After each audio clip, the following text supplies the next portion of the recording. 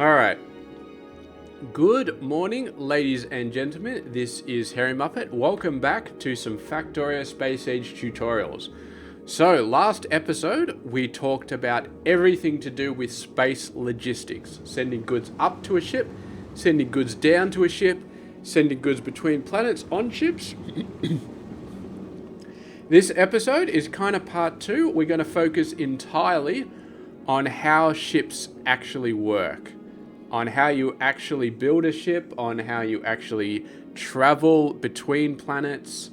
Not the logistics side of it, but actually getting from one planet to another without getting absolutely murdered. So, I'm going to show you a few different ships, and we're going to talk about the research that you need to get those ships up and running. But pretty much, if we look at... get some more mining productivity queued up. If we look at it, as soon as you get blue signs, you get a whole bunch of this stuff, and then you unlock the space platform, and it gives you a whole bunch of more stuff.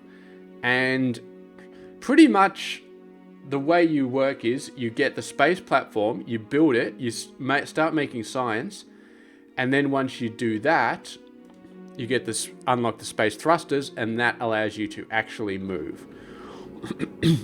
So I was going to start with the ship. We're actually going to talk about our space science platform first, because that's the first thing you will ever build in space. And we can kind of make this a tutorial about space science as well. But space science is so easy, it barely even requires a tutorial. And so many of the things you do are things you do on the spaceships anyway. So, first thing you need to know about space platforms is you don't really need power poles. Power is automatically sent through this space foundation, and yeah, I do have power poles here, but they are spacing markers to show me the limits of the asteroid collector's area. That's pretty much all they are. Now, in terms of space platforms, basically you start off by building this space platform hub, which we can see here is basically a hub, and then you just start building. So for example, if we go onto this one, let's say we want a red inserter here, and let's say we want some space platform. Space platform foundation is basically like landfill in space. So we just put that down there, and we're going to put an assembler there, and we're going to put we can't put requester chests on space platforms. We can't actually put any chests on space platforms, but you can see it's now automatically requesting some foundation, an assembly machine, long-handed inserter, and a turbo transport belt. So your rocket silos will have to send that stuff up. And if you watch my previous video, you will know exactly the best way to get those resources into your rocket silos.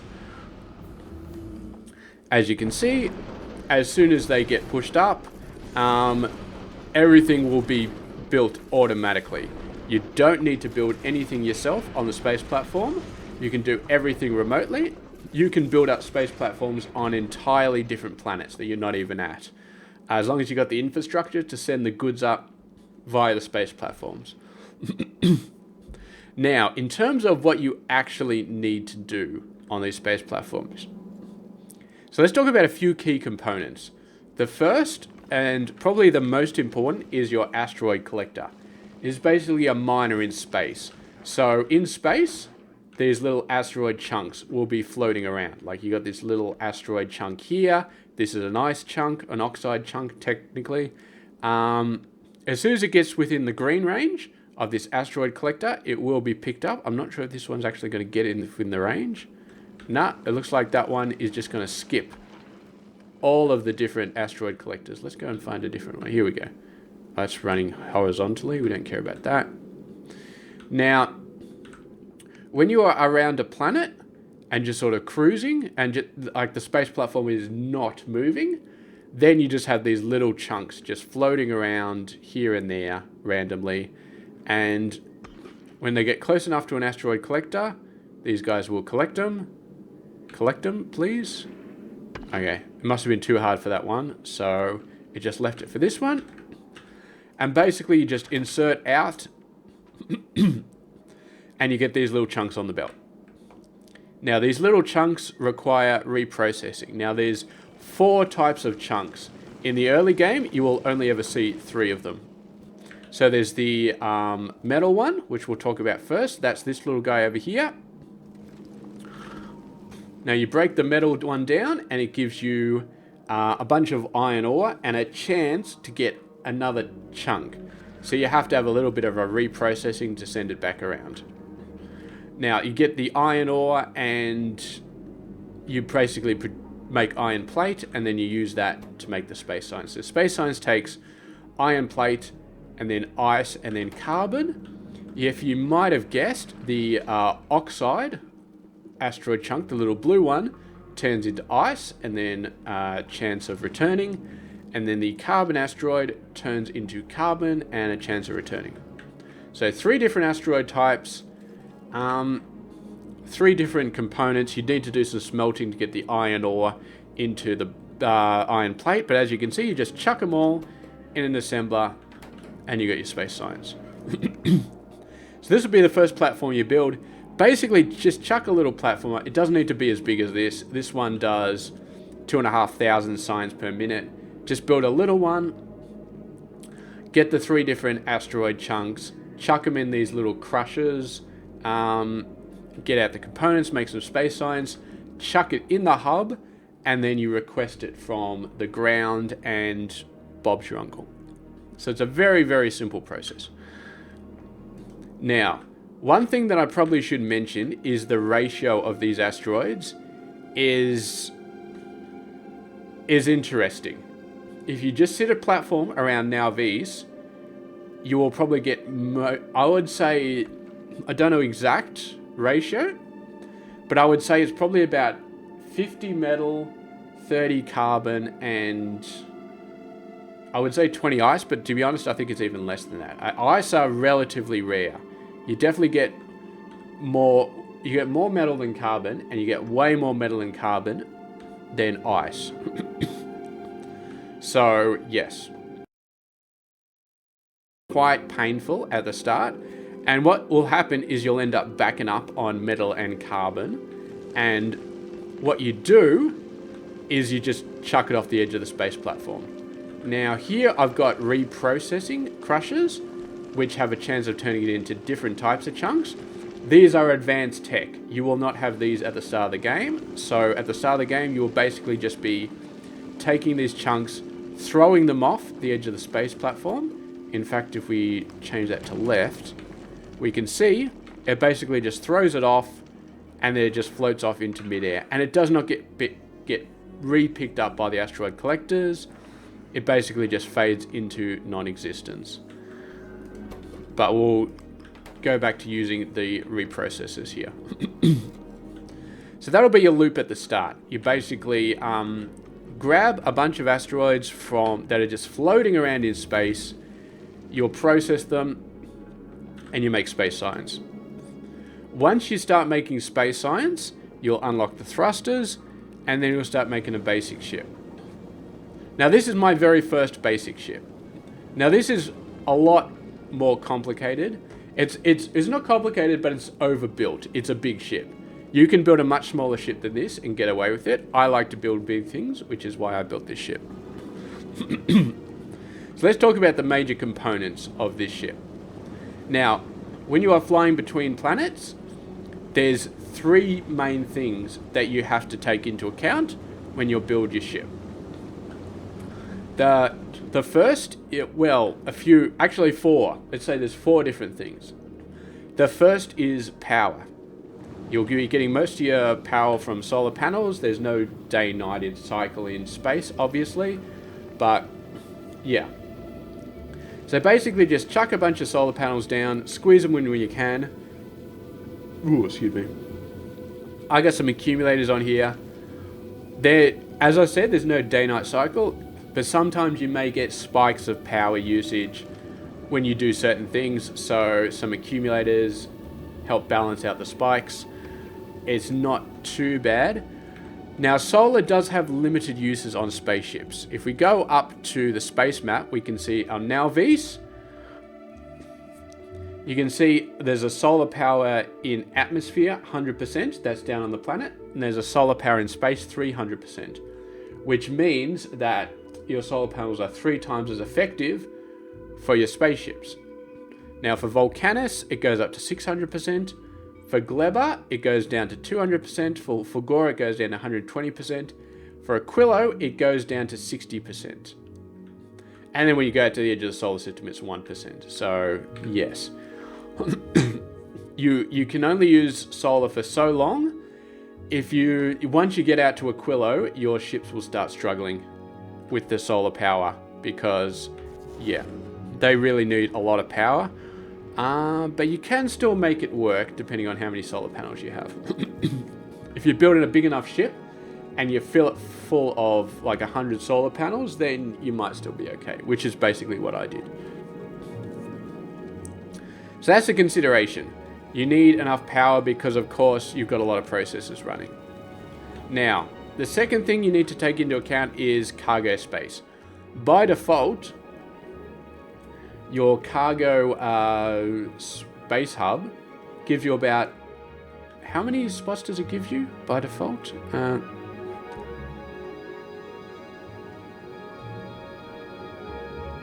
I can't remember. We go over to our small one. How many spots do you have? Okay, 60. It gives you 60 slots. Which is, it seems like a bit, but it's not much. Each one of these additional cargo bays give you 20. So if we look at this, this is all of this cargo space, which is quite a lot of cargo space. But then again, if we look at our typical supply ship, for example, the one that goes over to Nalvis, this is how much stuff I'm putting in it. So when you are trying to supply a planet and build up a big base, that supply space gets used up very, very quickly. So generally, this is a decent amount of cargo space, but you could get so much bigger. And I think I actually had a version of this ship early game which had cargo space going all the way down to there. That was heading out to certain planets. So that's the second thing you have to consider, how much cargo space you want. And I forgot to mention it in the logistics video, but actually increasing the amount of cargo bays also increases the throughput of how fast you can send and accept goods, because this one can only send out 3 cargo pods at a second and can only accept 3 cargo pods at a second. So by building more cargo bays, you actually increase the amount of goods you can send down to a planet and the amount of goods you can receive from a planet, which is very, very important, because if you're trying to send out tens of thousands of goods and you only got the little space platform hub, it's going to take a while because you can only have 3 cargo things at a time. So the next 2 considerations are fuel and defenses. So let's talk about the fuel. So each of your thrusters takes 2 different fuel sources. It takes fuel and oxidizer, and it uses both of them at the same rate. Now, you can chuck these in storage tanks, which I would highly recommend, because then you can build up extra fuel while you're sitting idle above a planet. Now, this is the fuel. The fuel is basically made via carbon and water, and the oxidizer is made via iron ore and water. And you get the water from taking these ice cubes and basically breaking them down into water. So as you can see, we make a combination of the fuel and the oxidizer using all 3 components, all 3 different asteroid types. So this ship is very cramped. This is a very, very I would say optimized, but it's just cramped. It's just very cramped. So yeah, we take the ice down, we put it in here, use it to make water, and then we send the carbon down this side, and we send the iron ore down this side using some fancy belt weaving. And I've got a lot of chemical plants and to make all this stuff, because I was trying to make this ship run at full speed 100% of the time. But the thing is, you never have enough ice to actually keep the water going at full speed. Well, sometimes you do. It depends how idle this ship is and how many of the items it has just sort of backed up. This is a ship I just built like 20 minutes ago, so it's still cramming up, sort of. Yeah. So that is how you build it, and you do definitely want as much fuel as possible because you don't want your ship to be sitting idle and waiting. Right now I've got a condition of F, which I pull in. Where do I pull that in? I pull it in from some of these guys. So basically it says, okay, if there's less than 5k fuel, output F is 1. Does the same thing for the oxidizer. And in this case, it also does the same thing for the ammo. It's got some weird ammo caching in the hub, which I set up beforehand and which is kind of janky. So when I built my next ship, I kind of ignored it. But it is a very useful idea, a very good idea to try and cache some stuff in your hub. Because when you're on a ship, you cannot build chests. So the only storage you have is inside buildings, on belts, and in the hub. So I would highly recommend any things that you build, like ammo, that you want to have a decent cache of, you build the ship around the hub so that you can store ammo in the hub. Now, for this particular ship, I built all my ammo production up the top, and then I built the hub down the bottom, so I had to get this very janky belt weaving to be able to send the ammo back down here. Don't build a ship like this. This is terrible. Build your hub closer to where you build the ammo and use the hub to cache some ammo so that you can continue building up ammo while you're sitting over a planet and then you don't run out of ammo. Now, over on the top of the ship is where we do all our ammo production. And as you can see, I've got regular old gun turrets is sitting in between the asteroid collectors. So the gun turrets, they're not being used now because we've just got little chunks. But once we start heading off to another planet, we will start to see bigger and bigger and bigger asteroids that we have to deal with. And we'll go through all the different types of asteroids later on. But basically, I mean, creating ammo is creating ammo. So you take the metal asteroids, you crush them down to iron ore, you smelt it, and then you use that iron plate to make firearm magazines, and you throw it in the turrets. And that will be your first ship. It's the most basic ship possible, but that is how you have to do it. You can build more advanced ammo later, you can build rockets later, you can build all that sort of stuff, but you need more research to be able to get copper on this ship. You just can't get it at the moment in this early stage without extra research down the line. So now we're building up a decent amount of ammo on this ship, so I'm actually going to risk going to another planet.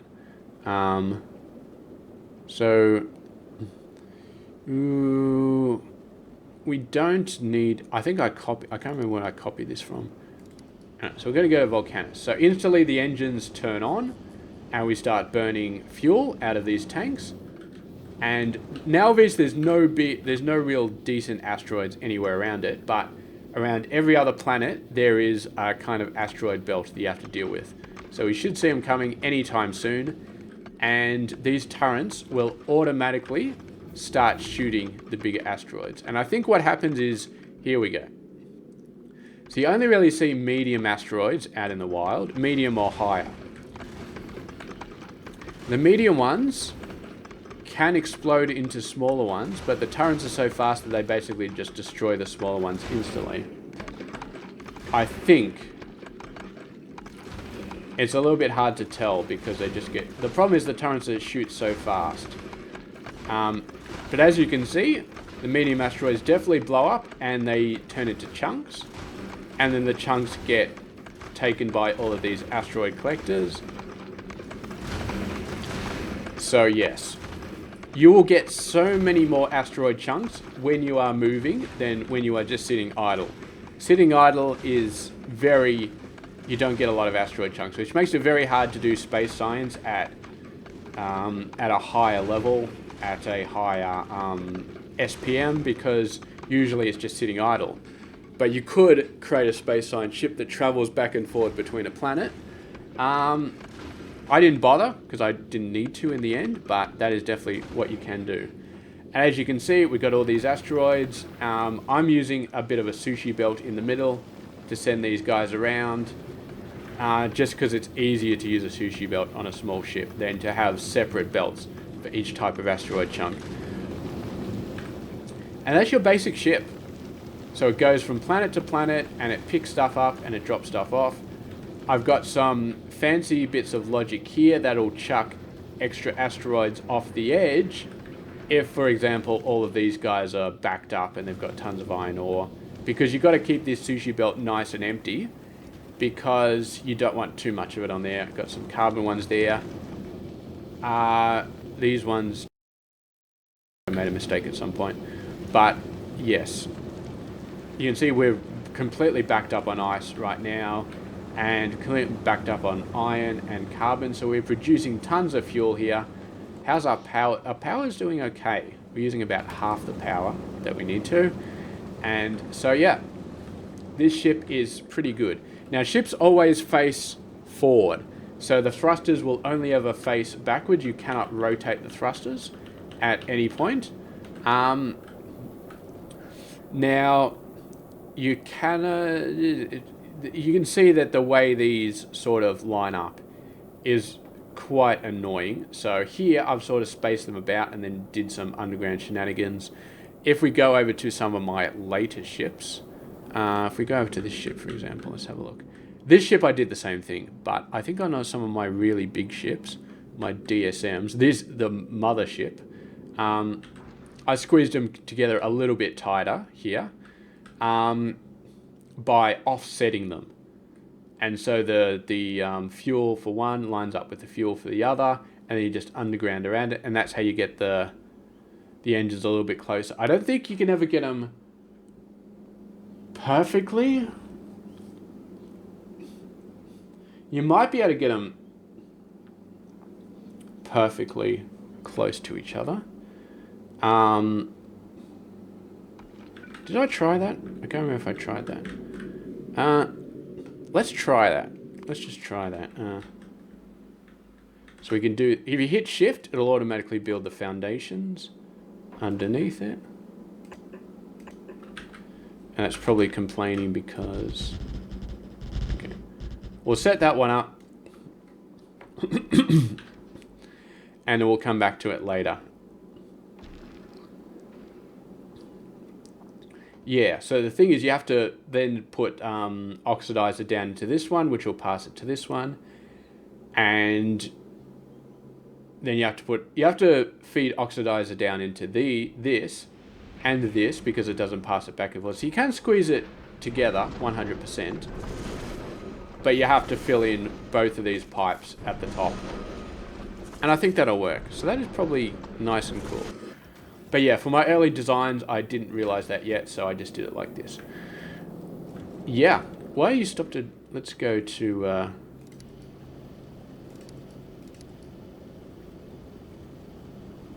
and let's set our circuit condition to Z. I do always do this when I want to make sure that the ship just stays there. So as you can see, we're still pretty close to Volcanus, so we got all of these medium asteroids going around.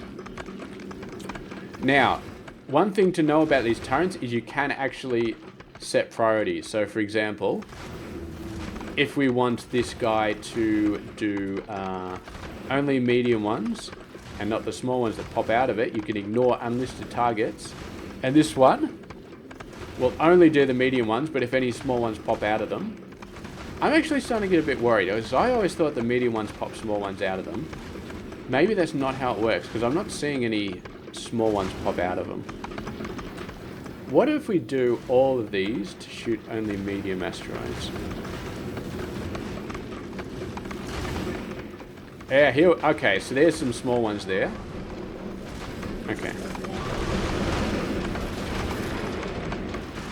So there were definitely some small ones in there. They were just being destroyed so fast that we couldn't see them. Because these turrets, I mean, look at it. Shoots 25 times per second.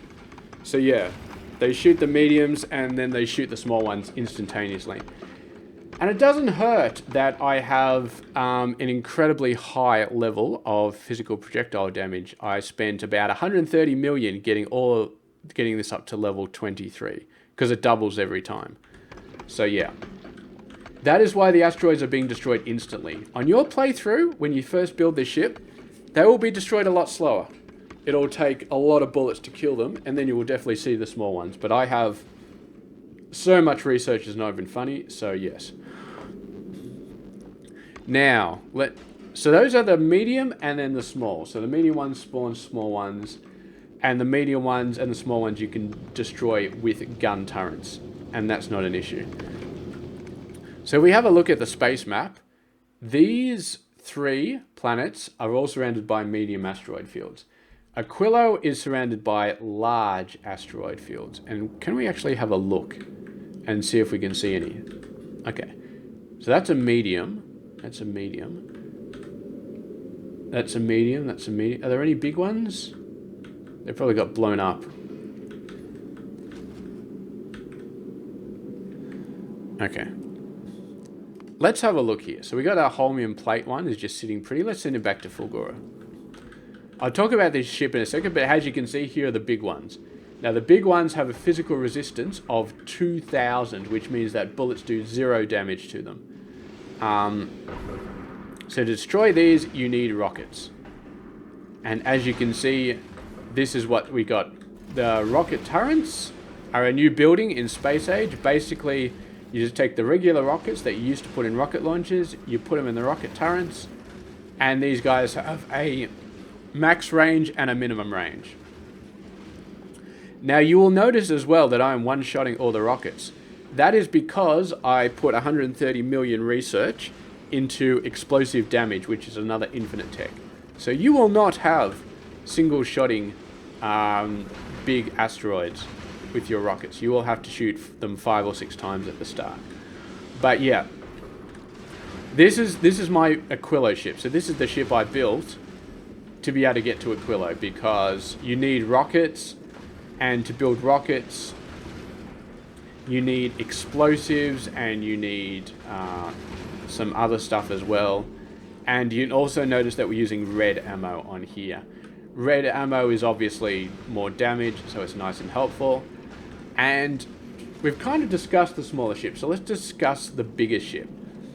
And we'll also discuss some of the more advanced tech that you can get. So if we have a look at this ship, first of all, let's talk about the fuel, because we're using an advanced fuel recipe. So normally, if we have a look at the fuel recipes over here, where are they? Thruster fuel. So normally, you throw in 2 carbon and 10 water and you get 75 fuel. But you can also do this, which you throw in 2 carbon, 1 calcite and 100 water and you get 1500 fuel. That is an incredible... It's using more water, but the ratio is still through the moon. But you need calcite.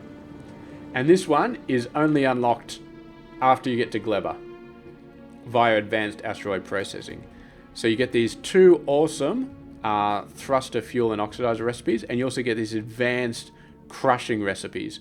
So that gets you calcite out of the oxide, the ice asteroids, gets you sulfur out of the carbonic asteroids, and it gets you copper out of the metallic asteroids. So you need the calcite to get this advanced fuel recipe. Once you do, though, you get fuel way quicker, which is how this ship has all of these thrusters. It still runs out of fuel sometimes, if it doesn't stop for a long time, but it's still good. And as you can see, did that research asteroid processing? So this is advanced asteroid processing. You also can get a different recipe called asteroid reprocessing, but you need to go to Volcanus to get that one. And this allows you to say, all right, I got too many metallic asteroid chunks. I'm going to try and change them into some carbonic or oxide asteroid chunks. So as you can see over here, we got asteroids everywhere, we got rocket turrets everywhere and gun turrets, and we send all the asteroids down here, and as you can see, we are heavily overwhelmed on ice. They're going all the way up the back, and we've got this cute little setup here. It basically says, okay, if this belt is full, then chuck it into these reprocessors, and then whatever comes out, chuck it back in there and send it back up the belt. Now it is currently stored up, but then all 3 of these belts are stored up as well. And down here, we're processing ice, and basically what this does is it's got a little logistics network which goes over and reads the calcite over here, and it reads the calcite down over here somewhere. Here, because we need calcite for the fuel and also for the smelting. And it says, okay, do I have enough calcite? If I've got too much calcite, then I use the old recipe, which just gets ice. If I don't have enough calcite, I use the new recipe. Because the thing is, the new recipe gives you 3 ice for 1 chunk, and the old recipe gives you 5 ice for 1 chunk. So if all you want is ice, it's better to use the old recipe. But if you need calcite, then you have to use the new recipe. And that logic is hooked up to these inserters so that it, depending on how much calcite we need, it'll use one or the other. We've got a similar setup for the sulfur and a similar setup for the copper down here. Now let's talk about the copper. Now the main reason I'm actually using copper on this ship is so I can make advanced ammo. And as you can see, we're using these guys to get 50% productivity, which is why we need calcite for smelting as well. Which is awesome because we got it on the ship. So we do some smelting up here, we do some iron, we do some steel, and we send it down, we make the normal ammo, we use the copper and steel to make the advanced ammo. It's not super necessary, but it is really nice. We also send the iron down to make the rockets. Now the way we get explosives is we combine coal and sulfur and water to get explosives, and the way we get coal is by combining carbon and sulfur and water. So this is a coal synthesis, a very special recipe. I think you get it on Volcanus or something, but it's mainly used for space in order to get coal, and is mainly used to make explosives for rockets, but you do have some other very interesting uses for coal later on as well. You can actually build blue circuits in space. It's insane. But anyway, this is how we build our rockets. And then I just send them off here, send them around there, and I split them off in the middle so that both sides of the ship have an equal amount of rockets and an equal amount of these guys. Now, very, very important for your rocket turrets, make sure they are only targeting the big ones, because you do not want to waste rockets on medium or small asteroids, because the gun turrets can take care of those, and it's a waste of rockets to use them on the medium or smalls. And that's pretty much it. So this is our Aquilo ship. Not really much going on special here, other than what I've just told you. It's still powered by solar. Solar does get very tricky when you are kind of around Aquilo. If we have a look at the power usage, we can see that we're using 2.7 megawatts out of a total of 7.6, because we've got so little power. Even with all these solar panels, we've got so little power around Aquilo, which is why I've got efficiency modules everywhere. So this is the point where, if you wanted to, you would build a nuclear-powered spaceship, basically. My plan was to make a solar-powered Aquilo ship, and then once I unlocked fusion power, to translate it over to fusion, but to be honest, the ship functions fine, even with solar around Aquilo, because of all the efficiency modules. So I was just like, you know what, let's just leave it. Let's just not worry about it. But yeah, it's definitely it's a solution that works, but if you wanted to do nuclear, then that would probably be better.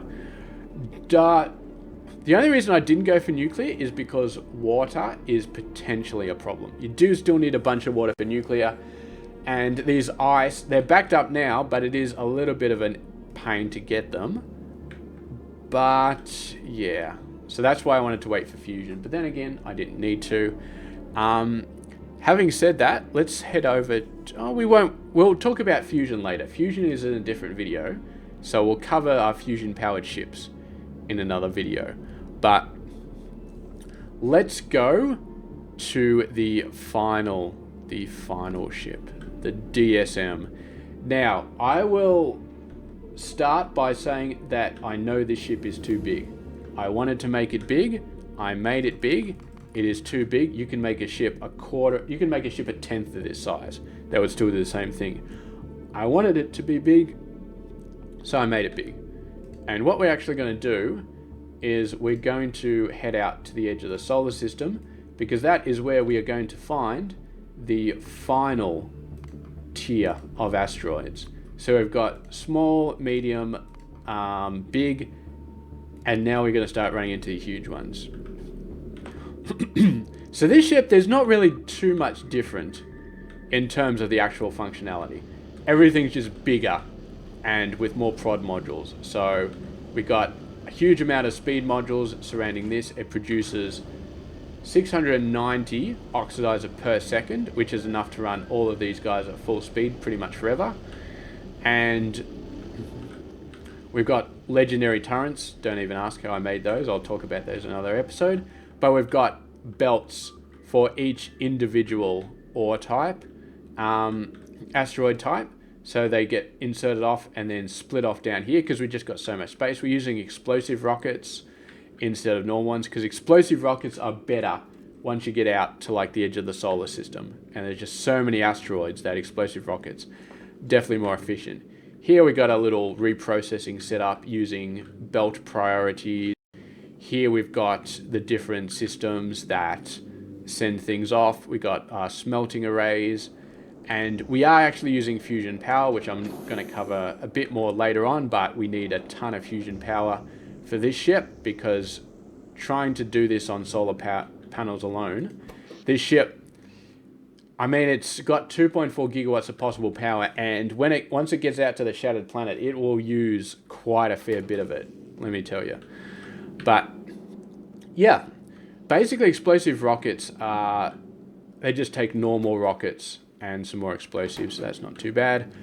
And the final tier of asteroids can only be destroyed by railguns. So we've got some railgun ammo here. It takes copper cable, steel, and explosives, all of which you already know how to make. Now, it is going to take a little while to get out there to see the huge asteroids. We've got to go all the way out to Aquilo, and then all the way out to there, which is going to take a little while. But let's talk about the final tier of asteroids. Because the final tier of asteroids are huge asteroids. And I can actually probably find them in here if I really wanted to. Yeah. As you can see, it has a lot of resistance to everything. And it has a physical resistance of 3000. So bullets will not do anything to these. Just like the big ones, it wouldn't do anything. But yeah, the rockets won't work because rockets are explosive damage. So you have to use physical damage. And basically you have to use railguns, because railguns have a damage of 10k, plus an extra 36k from research, but to be honest, you really don't need that much. Because if I remember correctly, the big asteroids, the huge ones, have a base health of 5,000. So you need 5,500 to kill this because of their physical resistance. And the Promethean ones need 10%. They need 10,000, so you need a bit more. But we'll do a whole video about Promethean science later on. That'll be a whole other video, which will go into it. The important thing you need to know is that railguns, they do 10,000 damage plus whatever research you got, which is enough to overcome the 3,000 flat physical resistance of the huge asteroids. And a railgun without any upgrades, without any quality ammo, will one-shot most huge asteroids. The Promethean asteroids, it'll two-shot, but once you get a little bit of research, it'll one-shot them as well.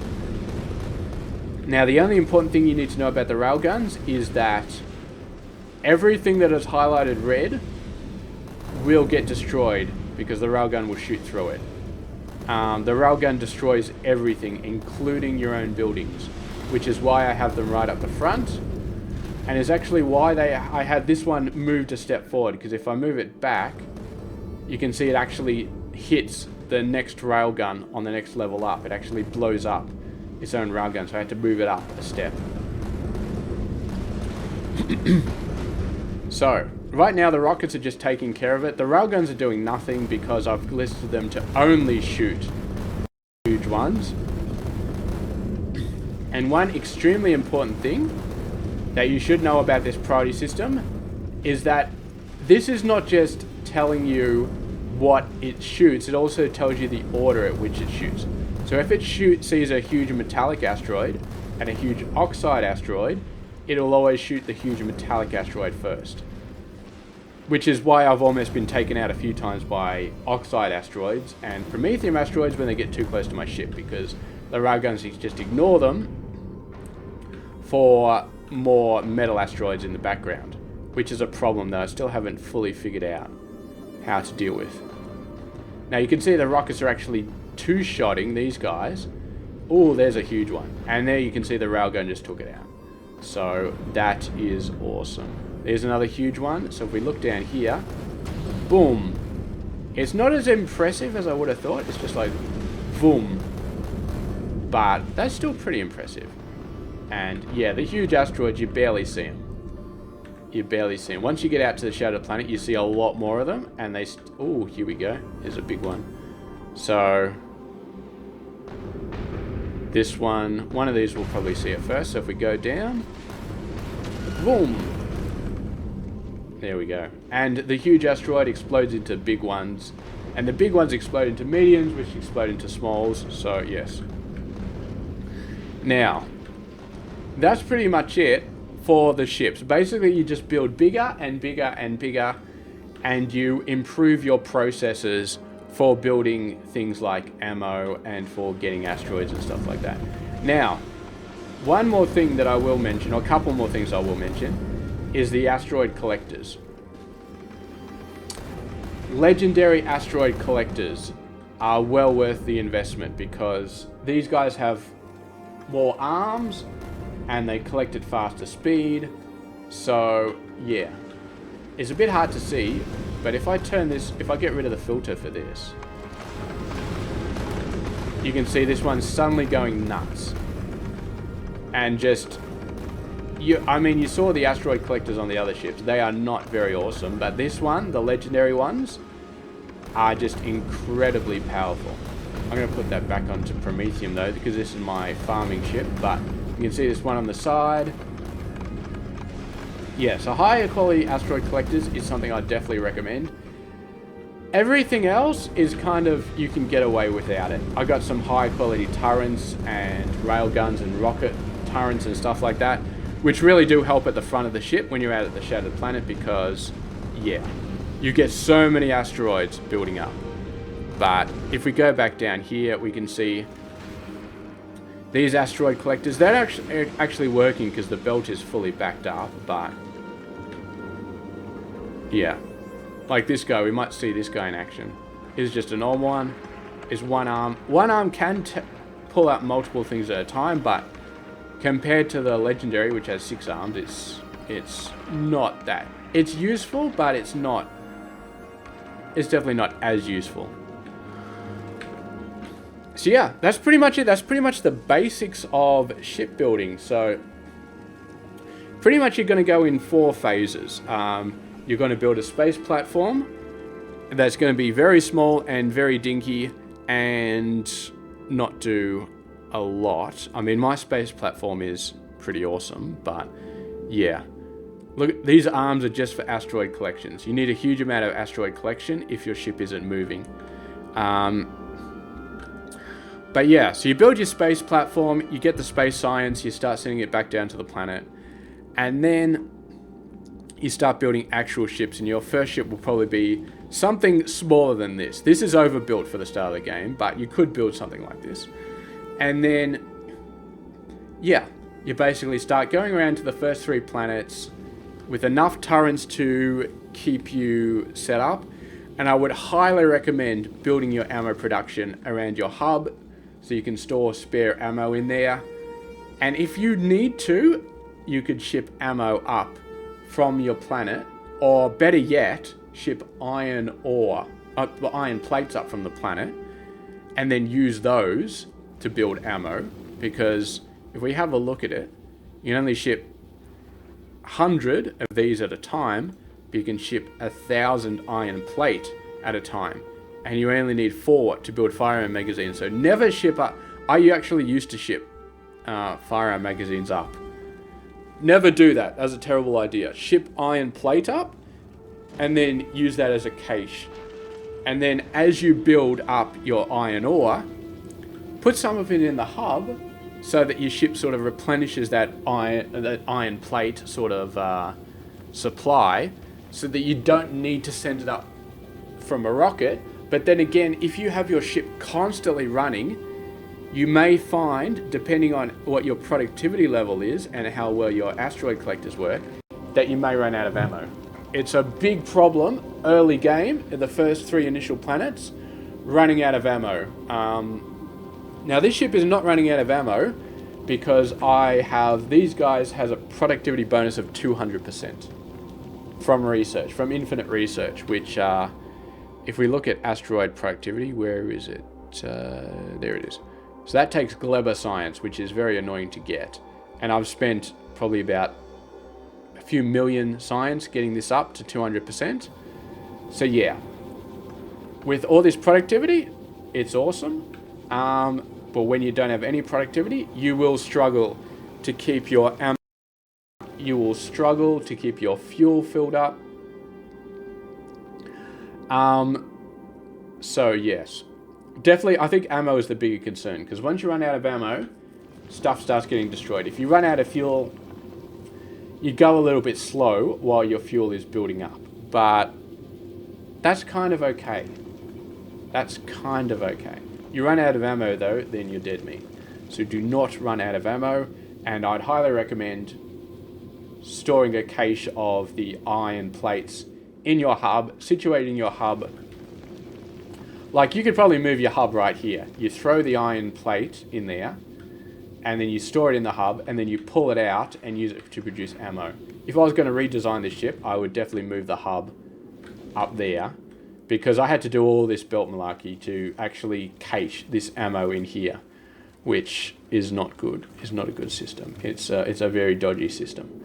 And as you can see on my bigger ships, I did exactly what I just mentioned. So I sent the iron and the copper and the steel down, and I stored it all in the hub, and then there's a circuit network to make sure there's not too much of it.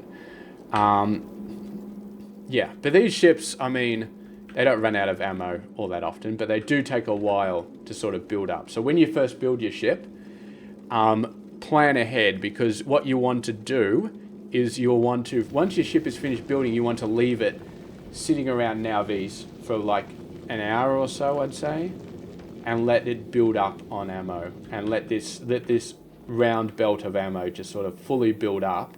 Because if you let the turrets fill up and then this ammo belt is empty and you're like, okay, all the turrets are filled up, I'm good to go, you will die. You need a lot of ammo built up. Like even here, this ammo belt full up. This is enough to go to some of the planets, but if you start automating the ship and it's going back and forward, back and forward, back and forward quite quickly, that ammo belt will start to run out. And this process right here, I got 8 smelters. I got all these guys producing metal asteroids, iron ore and stuff like that. That's not going to be enough. This is a very janky ship when it comes to producing it. And this is big for early game. This is a big ship for early game, but it's still janky when it comes to producing ammo. So early game, what I would recommend is build up your main base on Nauvis. Don't rush into space. Build up your main base.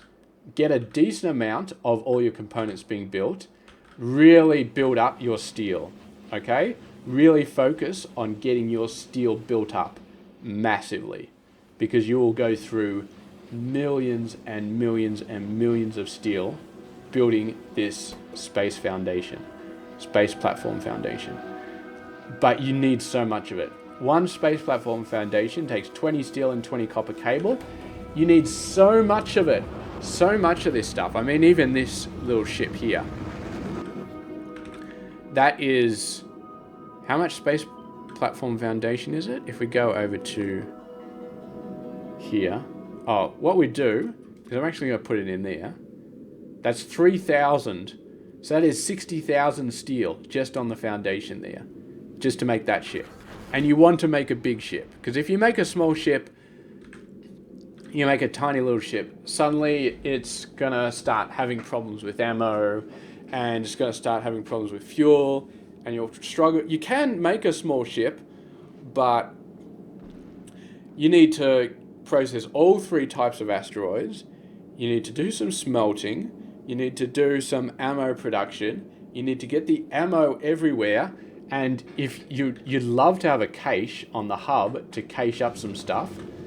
And with all of that stuff, building on a small ship, the logistics is a nightmare. So if you want a challenge, great. But if you just want to get a ship working, I would highly recommend wait a little while, build up your base on Nowvis, get some red belts or some blue belts, get a full belt of steel plate. I got 2 full belts of steel plate, but I'd say get at least 1 belt of steel, or at least close to a full one, and start cranking out that space platform foundation and make a ship that's big, that's decently big, so you give yourself a little bit more space and a little bit more freedom to do good builds, so your ammo doesn't fall over halfway through the trip. And I'd say that's pretty much it. Like this ship, you can see there's plenty of little space everywhere. I've got space enough for solar panels. So this is a good ship. It's very decent. I mean, this is like 10,000 space platform. The other one was 3,000. This is 10,000. But it does not break. It does not run out of ammo. It does not run out of and it just backs up so beautifully. And yeah, and it can go to any planet, even with only using the solar panels. It can still go out to Aquilo and survive, because we've gone nuts on the efficiency modules. Be very careful of these crushers. They don't look like it, but they do use a fair amount of power. And when you're out in space, it can stack up, especially if you start putting like speed modules and crap in them. And yes, especially if you start using these foundries, definitely put efficiency modules in these foundries. Efficiency modules are awesome. You only need 2 level 2s to get it down to minimum power. So yeah, that would be my other bit of advice as well. I'm not sure if I had any in OG. No, OG, I was actually, when I designed the ship, I was trying to make all of these thrusters run at full speed, which is 720 per second. I actually had speed modules in all of these guys to make it happen. And that was with the old crappy recipe for producing fuel and oxidizer. And I realized very quickly that I didn't have the power to support it. So yeah, I basically yanked out all the speed modules, and these just run at a fraction of the speed. But it is what it is. So that's pretty much it. That's pretty much the tutorial on how to build space platforms, how to get them sent around everywhere. And it's pretty much a case of getting your ammo production and knowing what ammo to use for what asteroids. So turrets for the small and mediums, rockets for the bigs, and then railguns for the huge. And that's pretty much it. Now you can use lasers for the small ones. If we have a look, I'm sick of highlighting over there. If you have a look at the small ones, they got a laser resistance of 20%. And they got a physical resistance of 0%. So it kind of sounds like you can use lasers for this. Now, even if you get like a fusion reactor on your ship or something like that, the problem with using lasers is the shooting speed. So these guys have a shooting speed of 25 per second. Now the lasers, on the other hand, have a shooting speed of 5 per second, pretty much 4.8 per second.